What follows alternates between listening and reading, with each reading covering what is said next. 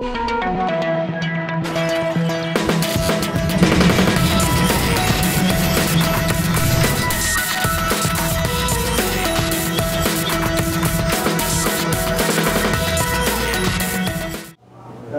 Indra is an expert in skin development and cell biology. He received his PhD at Jodhpur University in Kolkata, India, before doing postdoctoral research in Strasbourg, France, and he's been at OSU since 2005. So good long time. And of course, you know, his focus is what I love this metaphor that Lee Sherman, who wrote the first story with him, called nature's biohazard suit. I like that metaphor a lot. And how can we treat it well and keep it healthy? So please give a nice welcome to Dr. Arup Indra.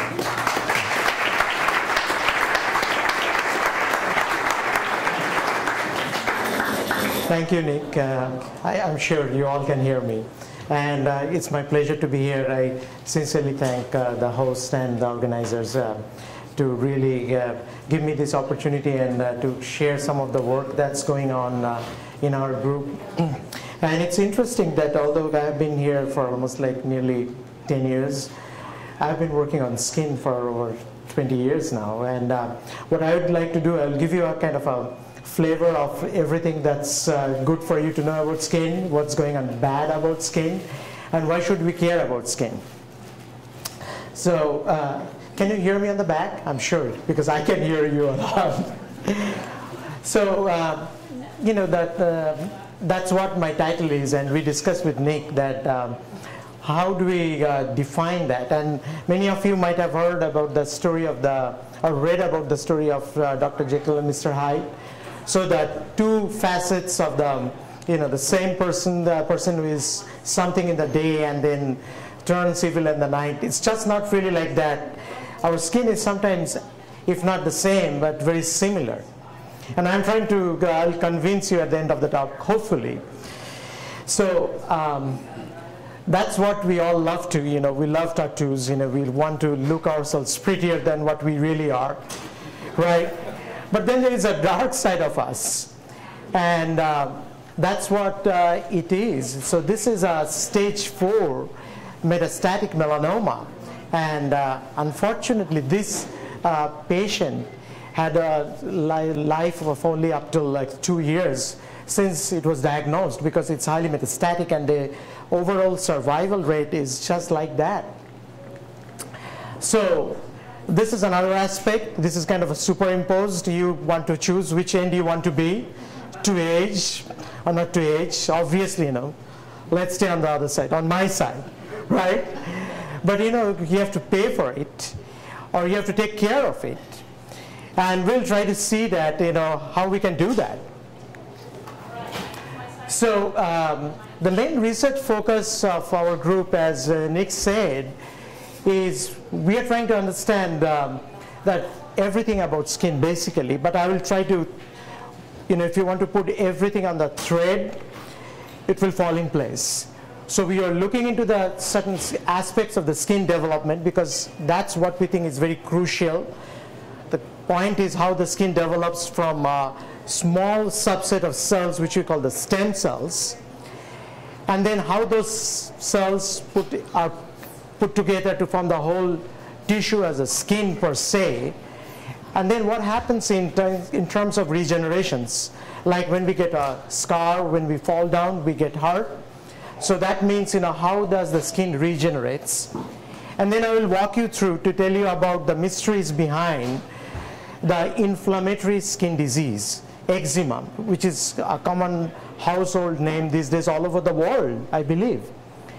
And then we will wrap up the story with what are the risk factors of the skin cancer, how solar UV radiation plays a critical role in the process, and why Pacific Northwest has the highest incidence of skin cancer these days. I don't know the answer, but I'll try to convince you, okay?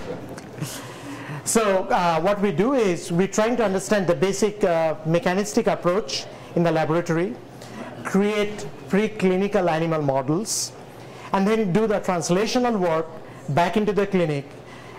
Fortunate enough, because of my collaborations with the clinicians up at OHSU, And believe me or not, I mean, I'm really fortunate to have some excellent collaborators, not only in Gitali, but great collaborators in the college.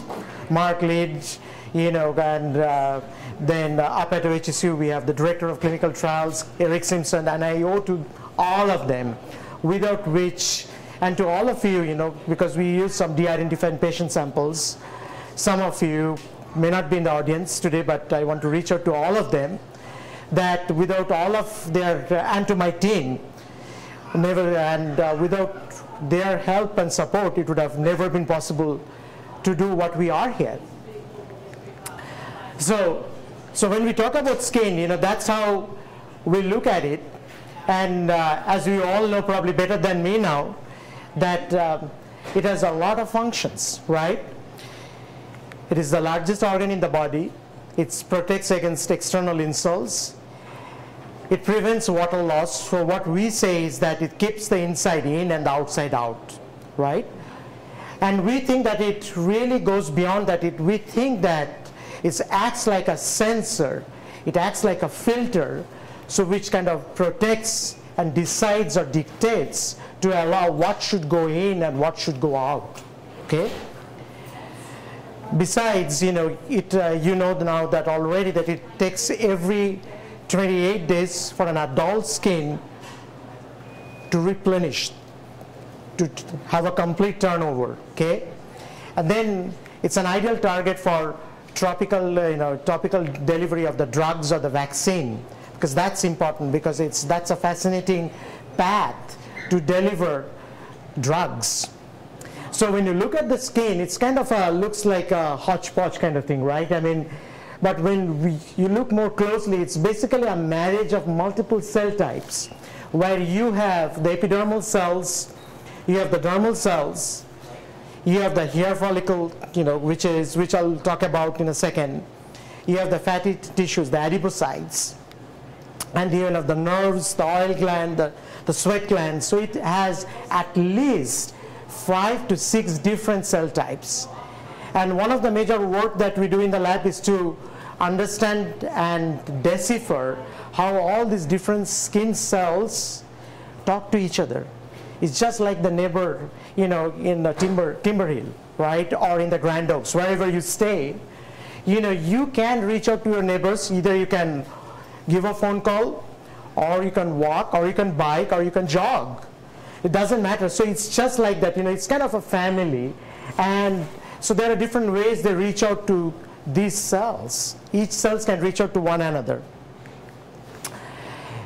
And to start with, the mechanisms underlying the skin development is really poorly understood, because we think that there lies the key for the success for many of the therapeutics that would come to the clinic and that would help prevent some of those diseases. So this is a cartoon which tells you that basically the take-home message is here, that it develops from a single cell layered ectodermal cells, single layered cells. So everything that we are looking at during birth, post gestations, during the, inside the mother's womb, it's a single layered ectodermal cell. It develops from there, and then through a multi-layered process, what we call differentiation, comes a whole layered skin.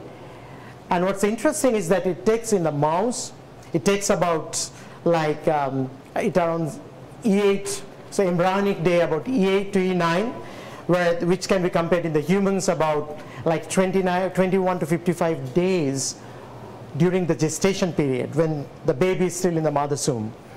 And so it's kind of a nice, so at the end, what you get at the end product at the end is about in 19 days compared to like, about the 9 months, 9 days. So it's really fascinating to work with mouse models, because we don't have to wait, because then my students won't stay in the lab. And they would probably never come and to work with us. So that's how we can entice them. Say, you know what, we can have a deal with you. 21 days compared to like 10 months. So that's where it is. But fascinating thing is that be it a mouse or a human, there's a lot of similarities between the two kind of skin tissues. So that's the beauty. So we don't miss anything. The essence that you get analyzing the skin cells of a mouse, you can probably translate in a very smooth and easy way back into the humans. So here is a hair follicle, and why do we study, why do we care about it? This is because it's the largest skin appendage, but still you might argue or question that still what, so what? The reason behind that, because this guy has all what we call the stem cells. It has the capacity to give rise to the entire skin in a due course of time. So that's why we should care about it, right? So that means, having said so, if you have your stem cells not functional here, there is a problem, and we will tell why. So the other beauty of this hair follicle is that it cycles, and that's why it goes through a constant process, what we call anagen, catagen, telogen, and then the whole process repeats itself. And why do we, and what is the take-home message from here? The take-home message is that the hair cycling, that's why, you know, when we lose hair, the hair grows back. But wait for a second, it doesn't go back, it doesn't go forever. I would love to, you know, I don't want to grow old, I don't want to look bald. So what's going on? So what's going on is essentially, you know, your bulge stem cells actually gets exhausted with the stem cells. And then there could be several defects in these hair follicles, with the help of which, you know, your hair stops growing. And we'll talk about that. So that's why it's extremely important and interesting to talk about the hair cycling. And so what I said here is that the anagen, the growing phase of the hair follicle, the catagen, which is the degenerating phase of the hair follicle, so the hair grows, and then it regresses, okay? And that's the telogen, which it rests, takes a breath, you know, takes a drink, and then grows back. And that happens since a child is born. And it's true whether it's a mouse or a mammals or a humans.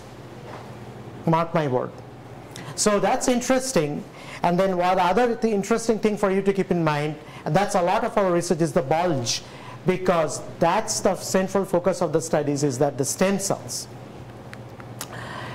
Now, what's beautiful about the skin stem cells, that, you know, these stem cells actually can give rise to multiple other cells in the same skin.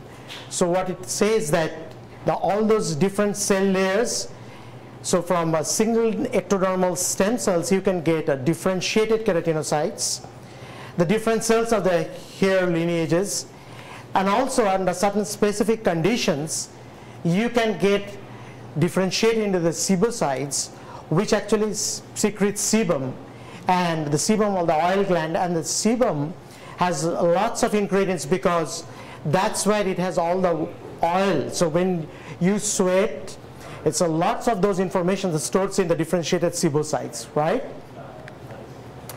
So the scientists are always curious, you know, they never stop there, you know, they want to go beyond a certain point. And so they found out a good way to tag those stem cells, and that's kind of a nice representations for you, that they can make the stem cells glow, put them out in the culture, and use that for different purposes.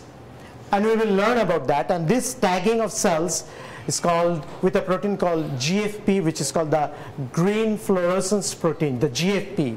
So if you turn off the light, like, you know, like the bazookas, you know, it just glows, it's just green, so you won't miss it, okay? Now, so one thing, interesting thing, you know, I want to, you know, emphasize, like skin stem cells, you have stem cells in every tissue, be it the epithelium of the intestine, which also has cells similar to the skin. We talked about the hair follicle, which is the bulge.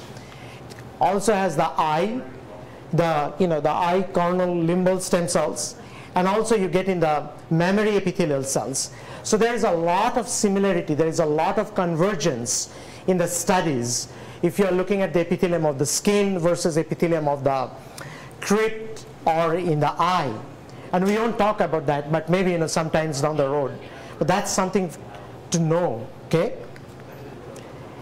And so that's a classical example. So what you can do is, you can take a stem cells, you can put in a petri dish in the laboratory, and then you can grow back whole hair follicle from a single stem cells.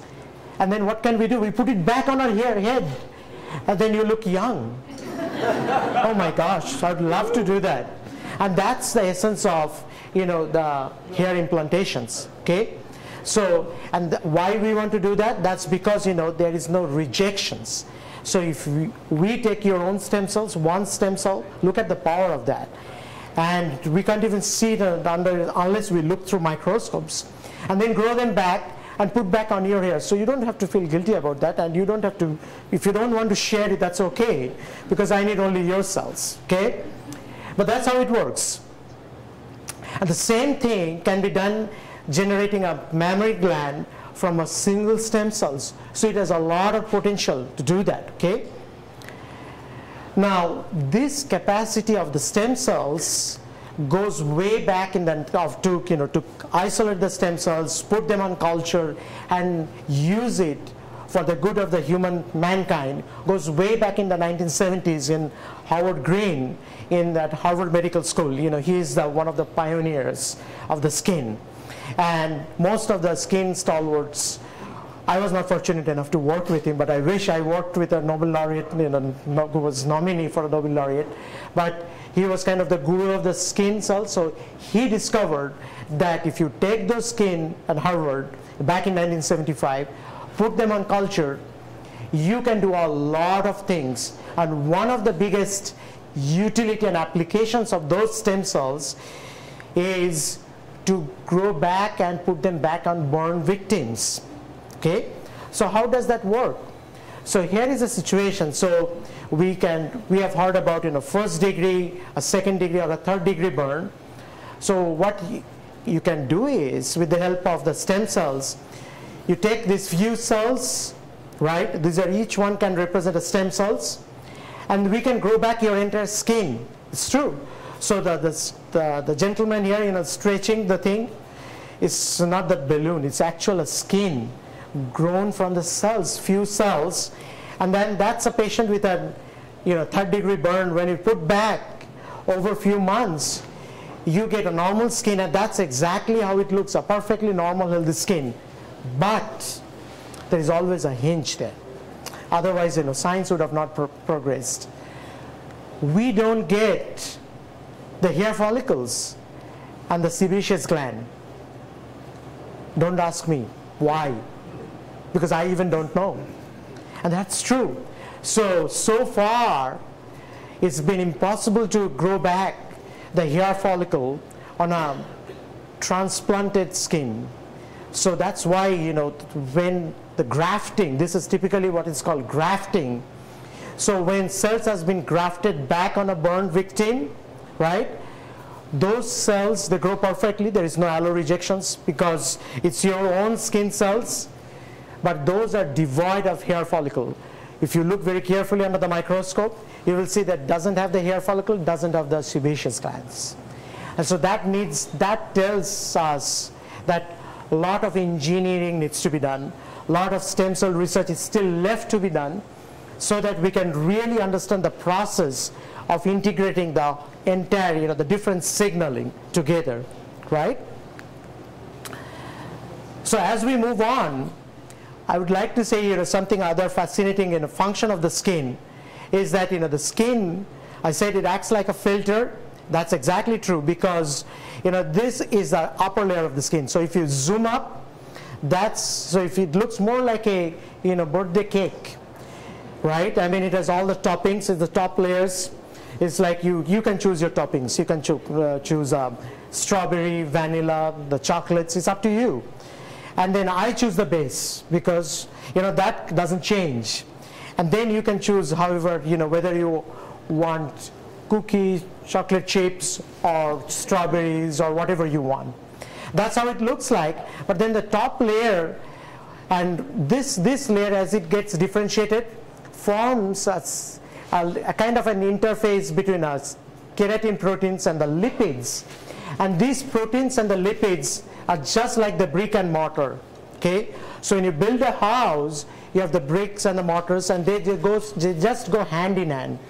And this forms what we call the dam of the lipids. So that's what it keeps the inside in and the outside out, right? Now, in biology, we call it an epidermal permeability barrier. And why do we care about that?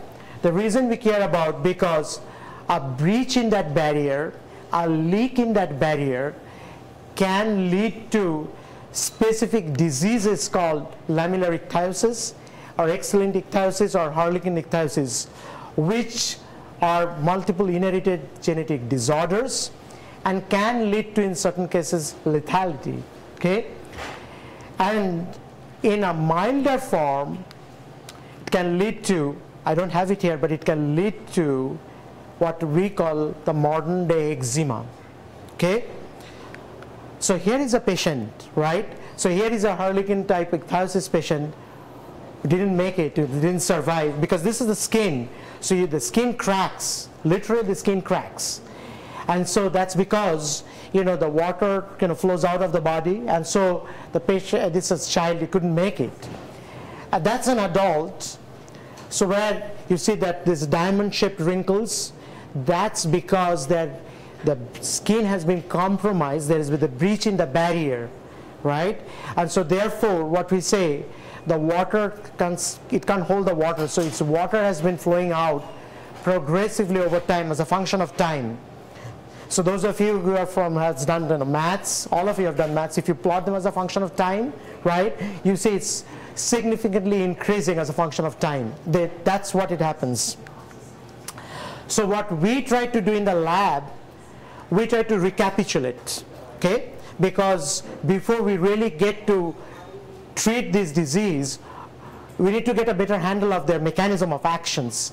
So what we did, and this is something we did it when I was a postdoc back in 1996, is to target through gene targeting. And that the gene targeting was getting very popular during these days, and you know, a few years back, Mario Capecci got a Nobel Prize for gene targeting, right? But what was interesting that everybody was doing gene targeting, and that targeting was in the whole tissue, whole organism level.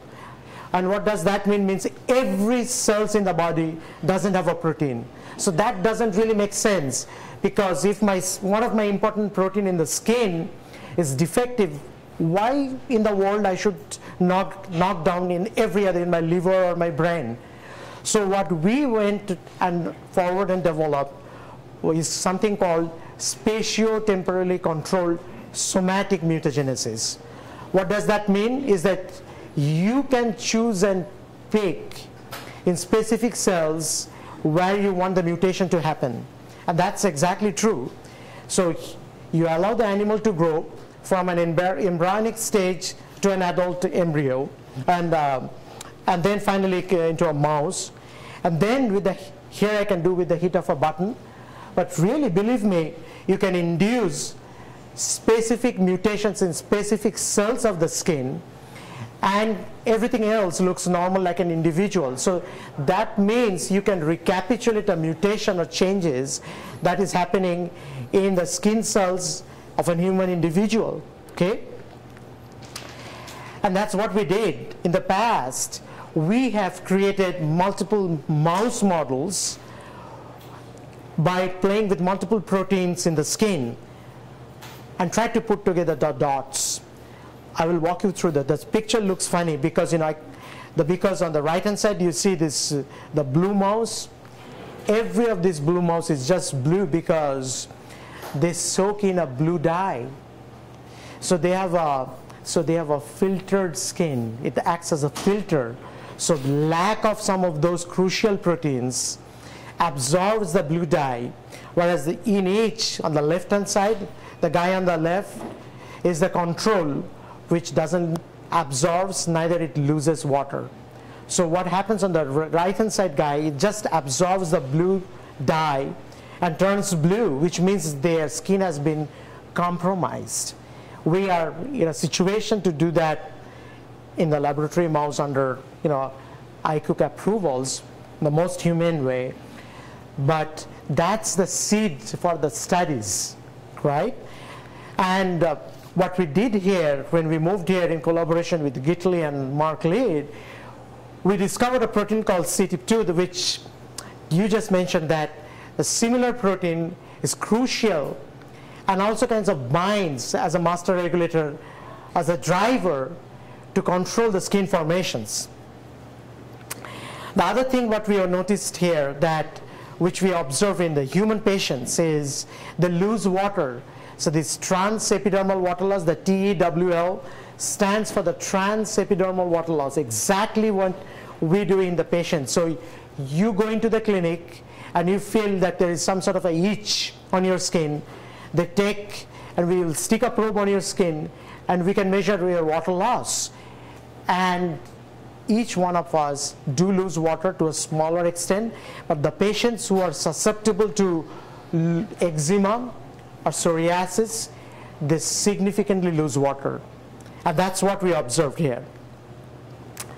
So as we move on, we started thinking that the skin is more like a dynamic process.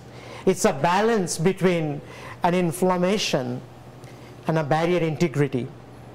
And let me tell you, this is something the immunologist would never agree. Why? You know, because they have the proud, they say that, well, it's all inflammatory skin disease. You heard about eczema, and there are several others. Psoriasis is one of them. They all are autoimmune diseases. I do not disagree. I absolutely agree. But there is a big percentage of that because it's an autoimmune disease. True. But there is a big percentage of patients which have no symptoms of autoimmune disease, right? No immune cells malformations, but they still have an AD phenotype. And that's what we and some group in the UCSF and San Francisco, we figured out that it's just because it's the balance. It's the balance between the inflammations and the barrier integrity. So when your barrier gets compromised, right, inflammation is on the high side. And that's exactly leads to what we see in these days, atopic dermatitis. It's a chronic inflammatory skin disease. It affects not only the infants but also the adults. It's characterized by the dry skin, pruritus, erythema, edema. So there are several symptoms associated to it, okay?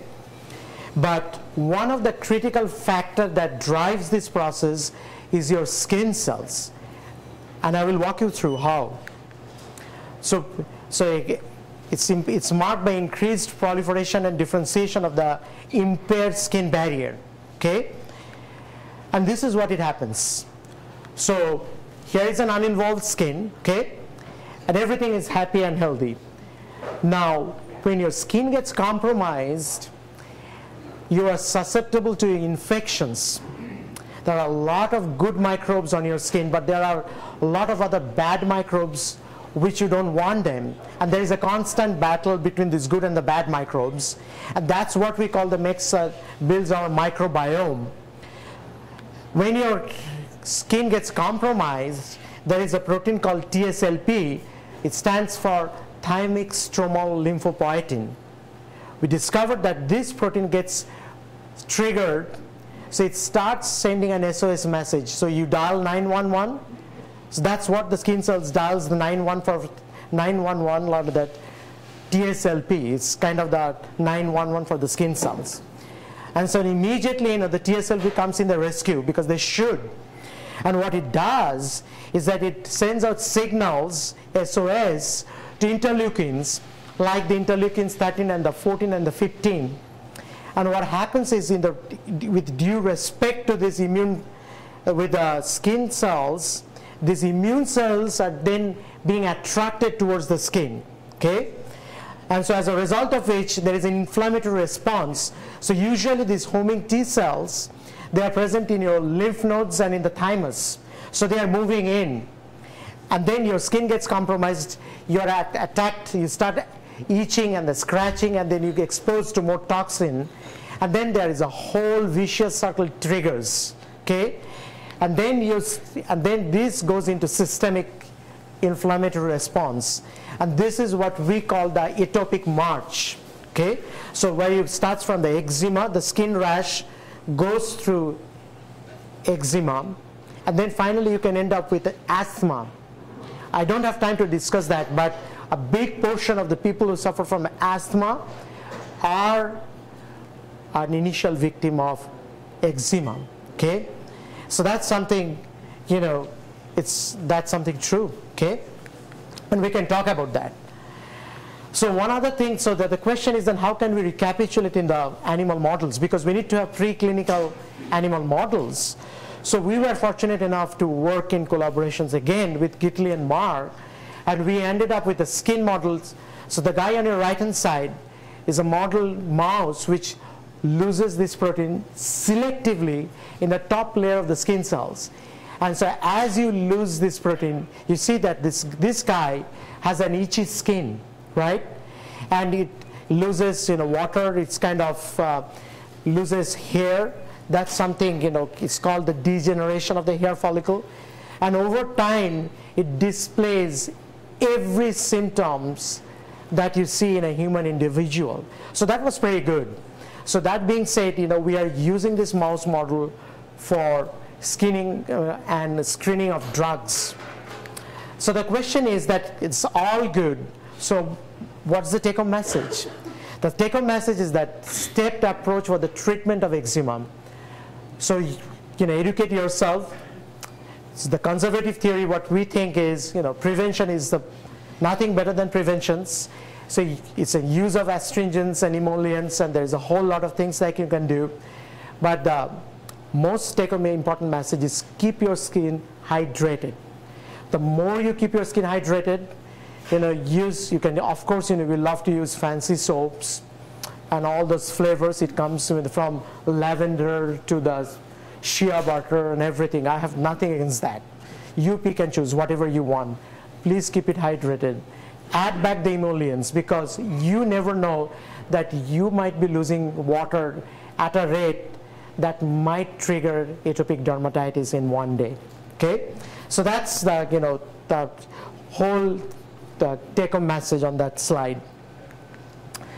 And then there are several other things that, the same thing, that the checklist is moisturize, you know, wear cotton, avoid wool and tight clothes. I mean, you can't avoid, but, you know, try to reduce, especially for those patients who has eczema, you know, and these are all would be the same thing the doctors would like to prescribe. So I would like to move on, but that's something interesting to keep in mind. And, you know, avoid extreme heat, learn and identify trigger factors, you know, keep fingernails short. Oh my God, whom I am talking about? I'll be killed by all of you, or at least some of you, right? But, you know, that's something at least for those who are susceptible to develop eczema, right? And of course, I don't ask everybody to remove carpets. You know, that's something especially for those, because the carpets has a house and the dust mites, and they are already, some of you might already know, because they might be the source of the eczema. Because, you know, those, once your skins are losing water, you are actually acting as a two-way process. They could act as a sensor to have all those dust from your carpet to seep inside. Okay. Again, you know, again take-home message, and I'm not advocating for any of this. So there's, I have put everything that you can think of. If I'm missing, please add it to the list. But just take and use them, okay? Whichever you want. If you want to import from somewhere else, please do that. But just use it. And then again, you know, there's a bunch of emollients, the moisturizer. The indication, the main indication is to soften and soothe rough, dry skin and increase the absorbability of the topical medications. That's the most important take-home message. That's keep yourself hydrated as much as you can with a normal, healthy habit, okay? So as we move on, you know, one of the fascinating thing, you know, there is so much to talk about, you know, and I love talking, so let's move on. Because is that there is a big shift in a few years back on the stem cell research, and the white was a lot of talk, because, you know, there's a lot of restrictions of using embryonic stem cells, and that's why there was a groundbreaking research on the skin stem cells when the first Yamanaka showed that you can reprogram the skin cells, which it means that you take the skin cells, you put back a bunch of things in the tube, and then you get back the stem cells, which is called the induced pluripotent stem cells. And that's fascinating because in terms of a lot of things, a simplest example is regenerative medicine, right? You all know, Christopher Reeve, the Superman, and he died at the end of his life because of the spinal cord injury. Many of you might not know about it, right? And that's because we couldn't have that techniques to produce back his stem cells that it could replenish back his neuronal cells. And you can do that now. So that's the beauty. And people can do that with the help of the skin cells. Okay? And so what happened is, you take this, and this is a pictorial representations for you. You take the skin cells, when the fibroblast is a type of the cells which you get in the dermis, and then you throw in what you call the viral vectors in a bunch of tissues, the recipe, the magic recipe, and I can share with you at some point if you're interested in, okay? But, we can cook that. But then what happens is, at the end of the day, you have two options. You can get indirect reprogramming. So what it means that you take the induced, you get from the skin cells, you get the induced pluripotent stem cells, and then you are on your own. So you can give rise to cardiomyocytes, the neuronal cells, the adipocytes, the pancreatic cells, the hepatocytes, you name it. So it has a lot of potential in the process of the reprogramming. And more recently, it's called the direct reprogramming, is that you still can harness the stem cells of the skin, in this case the fibroblast, which occupies the base of the skin cells, the dermis, and you can make into each one of those cells. So that has a lot of potentials. And probably, that we can spend hours on that, but we'll move on. Just a flavor for you to, and I will be happy to take more questions at the end, okay? And that's we will wrap up with the skin cancer, because that's what we think is the ultimate. And I can tell you, in this process of the skin cancer, there are two things which all matters to everybody. This is the start and the end. How you start the show, how you end the show, right? And the reason is because, and there is a metaphor behind that, because the biggest challenge is how you can prevent the skin cancer. That's all it matters. And then the next biggest challenge is that what happens is that when a patient is already has a metastatic skin cancer, and I'm talking in perspective of only skin cancer, can we prevent metastasis and increase the lifespan? And I will walk you through some of the facts. So these are some of the facts that we find that 1 million people here every year are being diagnosed for skin cancer. It's a true fact, and it's increasing at an alarming rate. It's largely preventable, okay? So what are the major types? There's a few precancerous type, like actinic keratosis, but there are major cancerous type, the basal cell carcinoma, the squamous cell carcinoma, and the melanoma, which is the deadliest of all. And I will spend a lot of time on that, just not I'm ignoring the other child, the squamous cell carcinoma or the basal cell carcinoma, just because they can be treated at a much faster rate, much more efficiently, just because amazing scientific contributions. But still, the melanoma is our biggest challenge, okay? So what happens in the basal cell carcinoma? So as I said, that's the scheme of a skin. You have the top, that's our cake. That's our favorite cake. You have the epidermis, that's the dermis. And the basal cells, the cells in the base, that's our basal cells. As simple as that. These basal cells, which is at the base, the cancer of those basal cells of the skin are the basal cell carcinoma. Okay? And they are largely preventable. So when you get a basal cell carcinoma, there is a very fascinating surgeon who discovered the Mohs surgery. And you can take it off. And so it's largely preventable. And that's how it looks like. It could be a small, smooth lump, or it could be a red lump. And that's got the red alert. You need to go and see your doctor and get it removed. And the squamous cell carcinoma is exactly, the toppings. I was telling you, you can choose your favorite. I like the chocolate, you might like the strawberry. I'm fine with that. But you need to take care of it, because that's the storehouse of giving rise to the squamous cell carcinoma. Okay? But the good thing is that you can still, we are learning a lot, and we will continue to educate ourselves, because it's a never-ending process. But still, with our knowledge, you can get rid of a squamous cell carcinoma. Okay? But and that can be done again through more surgery. So it's preventable. There are certain degree of complication when it goes into metastasis, but still people can deal with that, some treatment in adjuvant therapy. And so that's how it looks like. It's much more, there are much more aggressive. It has multiple types. We call the differentiated, moderately differentiated, undifferentiated, and poorly differentiated. And as you go down the ladder or up the ladder, however you call it, we prefer going up. We don't prefer going down.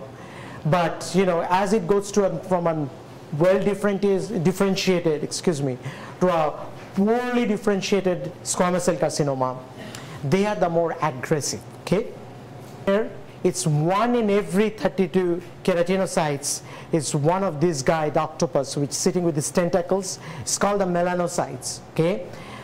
These melanocytes are producing the melanin, and this melanin is actually transferred to the neighboring cells when you get exposed to the sun, when you get tanned, when young people love to go to the tanning booth. I loved it, so long I didn't knew it. Okay, so this is the main culprit, and it's only 5% of the whole skin cells. Can you imagine it?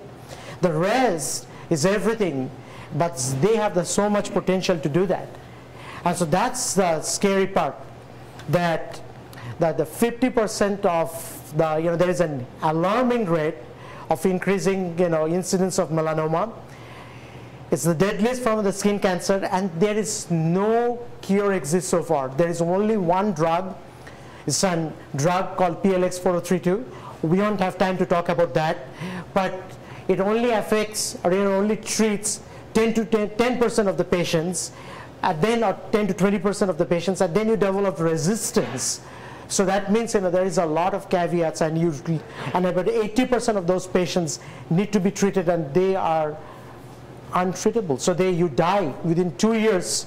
You are detected in a stage 3 or stage 4 metastatic melanoma. You die, and that you are familiar with that picture. So if you move on, so how do you diagnose them?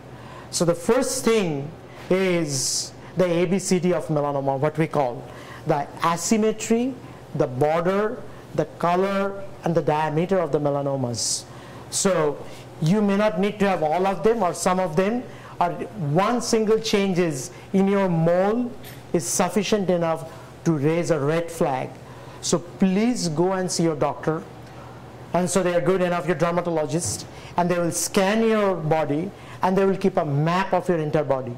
So if you are susceptible, you'll have to come back every year, and they will keep a close eye at the changes in the asymmetry, the border, the color, and then the diameter. And any one of these 4 is a red flag. Okay? And then comes the main key player, the sun. Oh my gosh, don't tell me, I love to go out in the sun. But you all should, but here is the story behind that. I mean, we need to do that, everything in moderations. The reason because, the sun has everything, and I will tell you why. It has the 3 major rays, the UVA, the UVB, and UVC. The UVA is the most, the deepest, which can go deep into the UVC.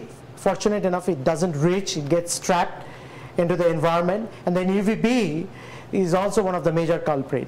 And UV radiation is one of the major etiological risk factor in the progression of melanoma. So as I said, this kind of representing in a different way. You have the highest penetrant UVA here. The UVB comes the next. And so there are all the different wavelengths. So what are the good and the bad aspects? So these are the good points.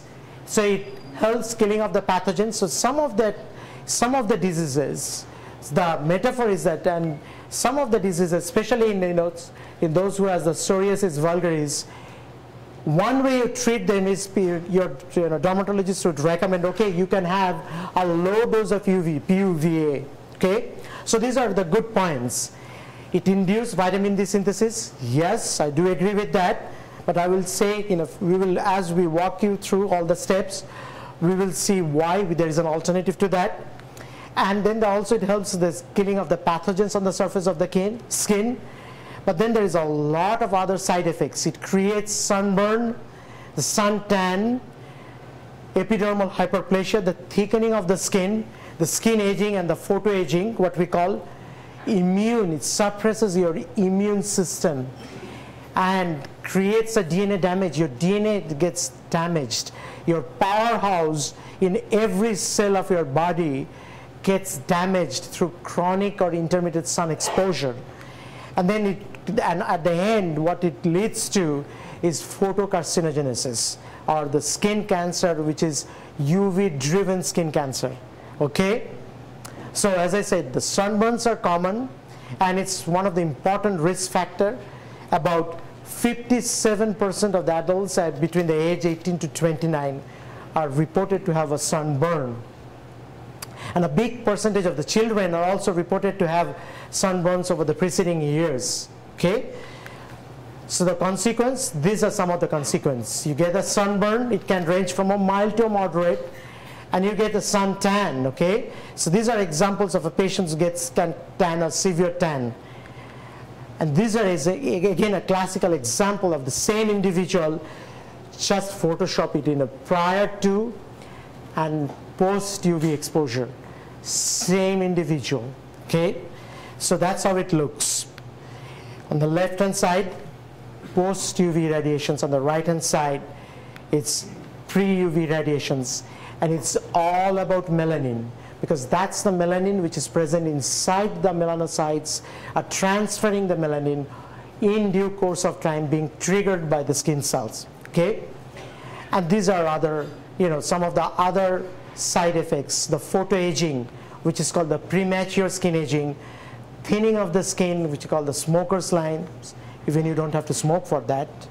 The elastosis, the freckles, the solar lentigo, and some of those characteristic features which have been identified in human patients.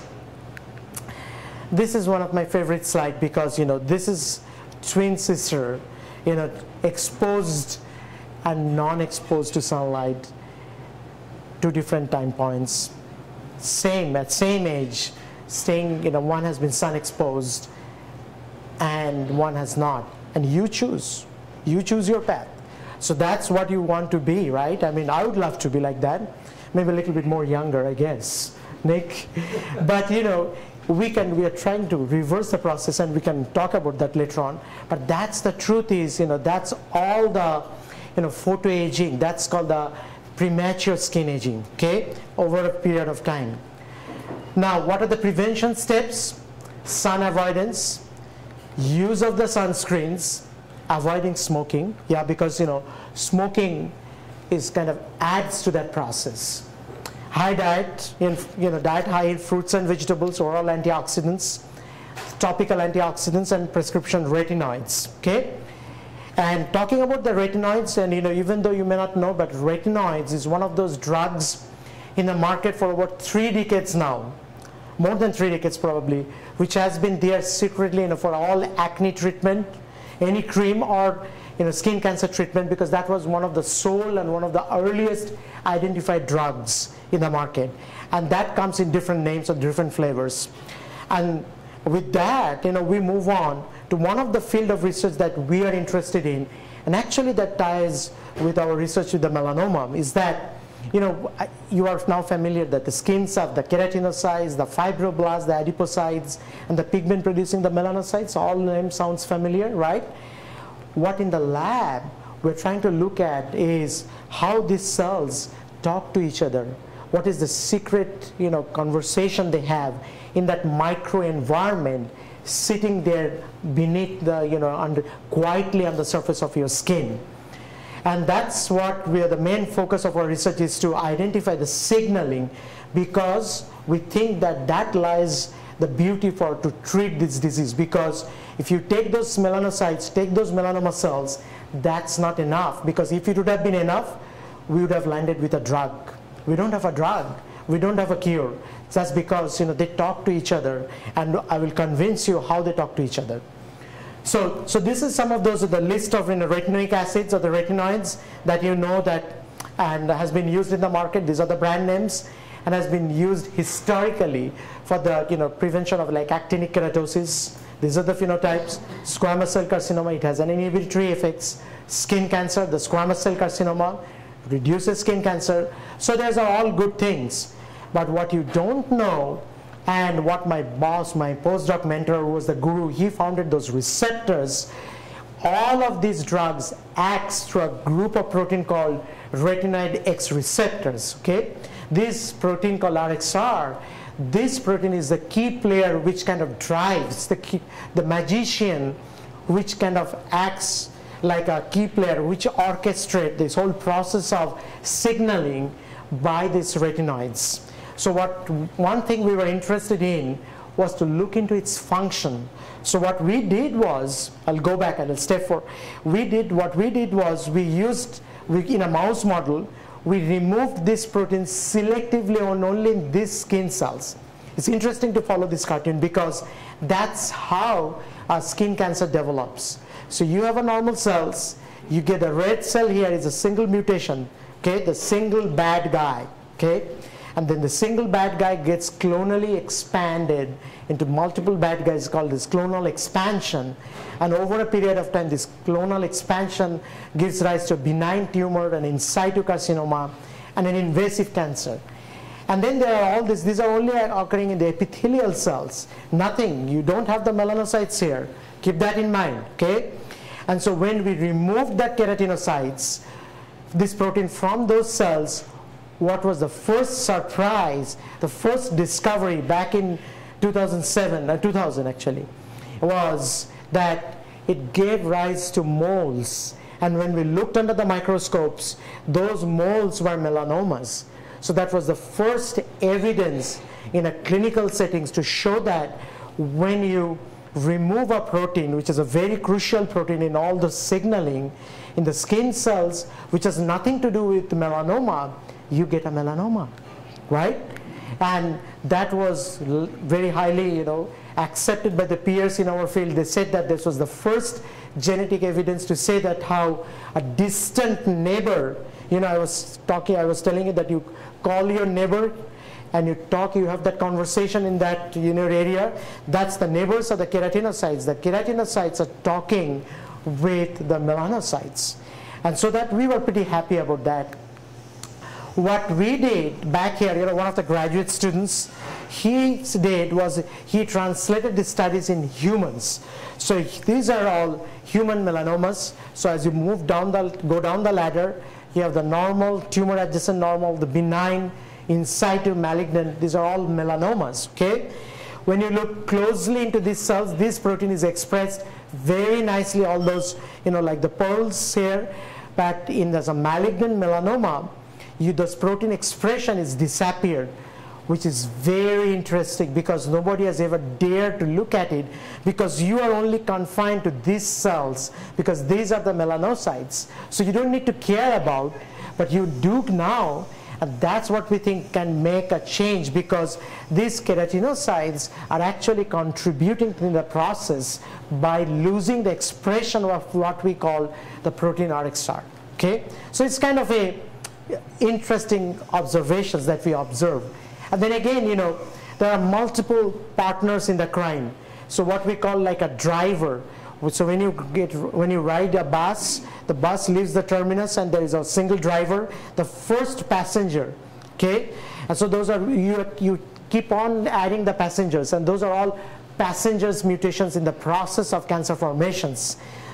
Only few drivers, we have one driver, but there are co-drivers. That's exactly true. There are driver mutations, but most of them are passenger mutations. And so we identified some of those driver mutations, and we combined those again in a clinical animal model, and we landed up on a model which has a nice combinatorial effect. And we landed up with a model which has highly aggressive metastatic melanoma to study for the screening of the drugs. And that was selected for the front cover page of one of the published journals, Pigment Cell for the melanoma research. We lost the race, but it was what we we submitted, and it was like out of that 50 applications, they didn't select ours, but I still love that. But it tells you that the skin cells are producing signals to the melanocytes, which are contributing in the process of the melanoma formation. Okay? And so how does they do that? And a little bit more detailed information that we are looking at. They do that in the form of the signaling molecules. And these signaling molecules are in the form of those goodies. When we go out like at the Halloween, there's all those goodies sitting in front of the doors, and we pick and choose one candy please or two candy please, right? Because that's what those candies are being distributed at length here. There is no restrictions, and because there is no restrictions, these candies are being accepted by the receptors on the surface of the skin of the melanocyte. So this is a keratinocyte, so that's a melanocyte, and that's how they talk to each other, even though they are never in direct contact with each other. Okay? And that's how the whole story starts. And I'm not going to go into that details. The synopsis is that drives the process of transformation, malignant conversion. So we are still working on that. So I think what's the important question here is sunburn on one side and the tanning on the other side, the vitamin D and the photosynthesis. And the most important thing that in the next few slides is that this is the graph. This is the graph which showing that sunburn and the suntan under the wavelength of the UV. This is the human data showing that they go hand in hand, and also goes the pre-vitamin D synthesis. So that's all good, but when you compare the extent of the DNA damage and the sunburn and the tan and the amount of vitamin D synthesis that is required in terms of the UV exposure, you really need a very small amount of UV exposure to create or to synthesize that amount of vitamin D that is sufficient for your skin. And that the DNA damage and the sunburn or the suntan is a big part of it, so which you really don't want. And as a result, so why there was a controversy? Because there is a sun protection message is old. Especially, I don't want to read it again, that I used to love and sunbathe and tan, okay? Sunbathing and making one's own vitamin D have, nature's holistic appeal. That's what many of us think. And then the indoor tanning industry knows it's a good business for them, okay? But you don't need to worry about that. The important thing what you can do is take ample vitamin D that can be obtained through diet, the supplements, and incidental sun exposure under proper care, so that you don't burn yourself, and you just have it as a small dose, okay, very small dose, and we can talk about that. And a supplement of about equivalent to 1,000 international units has been safe and sufficient. Again, this has been talked about by famous people at Michael Hollick's at Harvard Medical School, Daniel Bickel at UCSF. So it's their word, it's not just our work, it's mainly their studies, well established. Okay? And so we'll wrap up. So that's my, we'll have 2 more slides to go if I'm right. So what we figured out that, as I said, melanoma is one of the deadliest form of the skin cancer. It is the deadliest form of the skin cancer. Sun or the solar UV is a very important etiological risk factor for melanoma.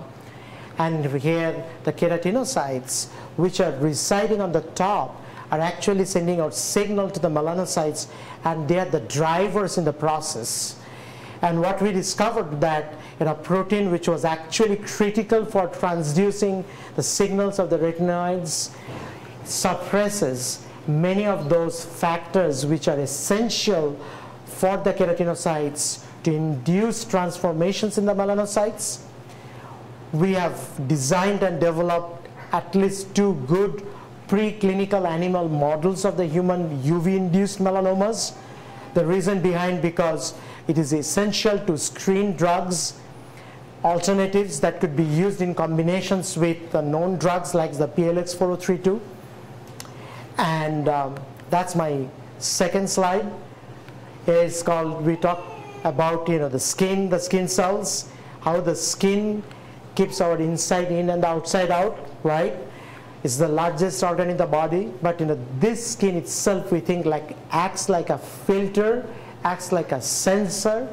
And so when you get a trigger factor, loss of the integrity of the skin with the barrier can trigger eczema and gives rise to an atopic dermatitis. We have recapitulated those in the mouse models, and I didn't get time, but in collaborations with our chemist, we can reverse this process. Some other time, maybe a year from now, 2 years from now, I'll be happy to share more how we could revert the process. The blue mice can go back to the white mice again. And then we are working on the melanoma project. We have some drugs that we're working again with our natural compound chemist, Taifu Mahmood, to say how the skin cells are being inhibited by the help of specific drugs and the melanoma cells, and we can block them. It's still in the early process, so I won't talk about that much. That's my group, and some people have left, but the main key people who have worked on the melanoma project was initiated by a grad student in the Stephen Heiter. He's doing his postdoc. Back he went, got 2 postdocs offers in UC Santa Barbara, and the left and went back to his home and in the Kansas.